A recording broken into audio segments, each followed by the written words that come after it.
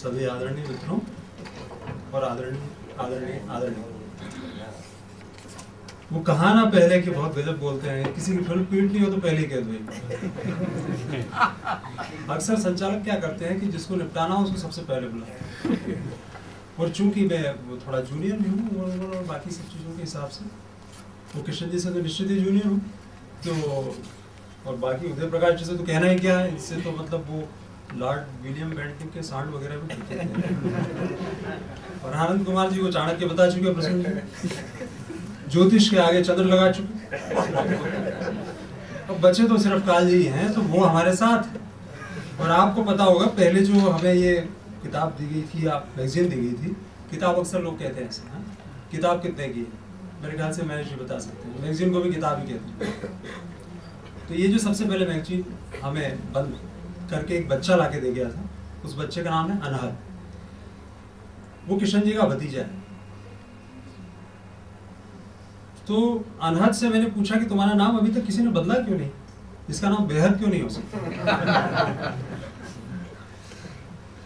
तो शुरुआत जब हुई, वो शुरुआत पीडीएफ फाइल से हुई, तो किशन जी ने मेरे पास भेजी। उसमें एक एडिटोरियल था, जब मैं उसे पढ़ रहा था तो एडिटोरियल में एक लाइन है कि शिबू सोरेन जिन वजहों से उस कुर्सी पर जा विराजे उन्हीं आदिवासियों को कुछ मुद्दों पर उनका जीना हराम कर रखा है। और जिस रात में उसे पढ़ रहा था उसी रात शिबू सोरेन की सेवा पूरी हो गई। मेरा मतलब ये है कि शगुन अच्छे हैं। कोई चीज सिर्फ पीडीएफ फाइल में हो और उसका असर ऐसा होता हो तो मेरे ख्याल से कमाल है।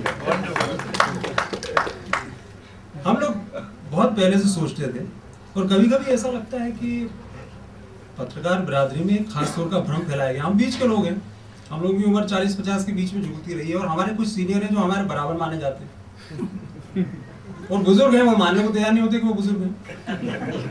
और अमूमन एक ये भ्रम फैलाया जाता है कि भाई हम लोग जो हैं बड़े नालायक किस्म के लोग हैं और कॉर्पोरेट हाउसेस में काम करते हुए भी इस जिंदगी को सोचते समझते नहीं है। वजह सिर्फ ये है कि वो लोग 50-60 साल जिम के रिटायर हो चुके।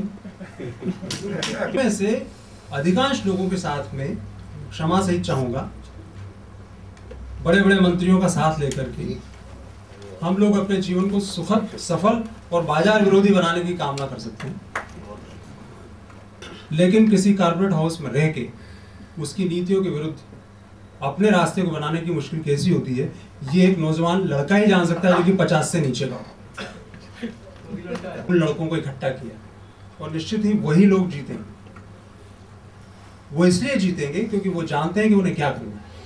वो जानते हैं कि उन लोगों को लड़ाई में दरअसल किन लोगों के साथ में लड़ते हुए कौन से हथियार छीन लेने हैं।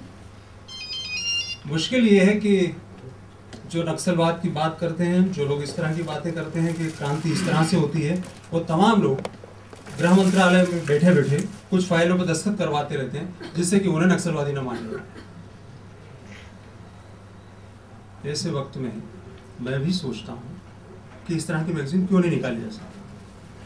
पिछले महीने या इसी महीने जब बाजार में जो मेरी पत्रिका है वो जब निकली थी तो मेरे ख्याल से कुछ पूंजी वाले लोग ये सोचते थे कि इस तरह की घटिया मैगजीन चल नहीं सकती, और जो पढ़े लिखे लोग थे वो कहते थे कि अरे पहले से जिंदगी को आहा कर रहा, जिंदगी हराम हुए जा रही है, तो ये मैगजीन कैसे चलेगी। ऐसी घटिया मैगजीन को पढ़ना ही क्या, प्लास्टिक के फूल है।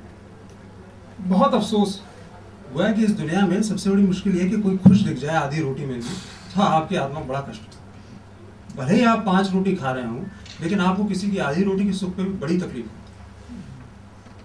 और इसी तकलीफ के चलते हिंदी में पत्रिकाओं का अकाल पत्रकारों की वजह से है, किसी कॉर्पोरेट हाउस की वजह से नहीं। मुश्किल यह है कि हम लोगों ने कोई रणनीति बनाकर उन लोगों के साथ में साझा बनाने की या साझा उस तरह का जो हमारे नियमों पर चले, इस तरह की कोई कोशिश नहीं की। कोई भी कॉर्पोरेट हाउस, कोई भी फाइनेंसर इस बात के लिए तैयार होता है कि अगर उसकी सफलता में उसका साझा हो जाए। आपने देखा होगा कि अक्सर पाप करने वाले लोग सबसे पहले कौन से भगवान ढूंढते हैं कि उनको थोड़ा पैसा चढ़ा दिया जाए ताकि रात को आत्मा को शांति मिले। कुछ महिलाएं जो पेज 3 पे छपती हैं वो अक्सर एक दो एनजीओ खोल लिया करती हैं, वो कुछ बच्चों को कच्चे चाक, वो कुछ आयोडीन की गोलियां वगैरह बांटा करती हैं कच्ची वस्तुओं, उससे उन्हें बड़ा संतोष होता है।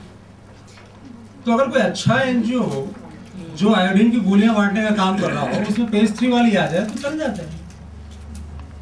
लेकिन पेज 3 वाली के लिए वो भी बहुत महत्वपूर्ण है।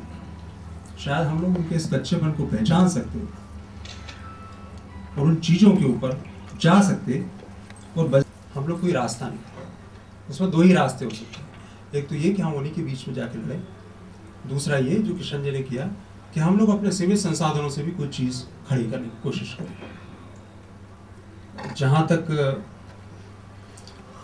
इस मैगजीन को देख के लगने का सवाल है, वो खूबसूरत ढंग से छपी है और 20 रुपए में आराम से बेची जा सकती है। ये इस तरह से कह रहा हूं कि किसी जमाने और लेखक के लिए हम भविष्य की शुभकामना देते हैं, और नीचे फिर पूरे प्रकाशन का पता वगैरह छपा होगा। मैं इस तरह से नहीं कह सकता।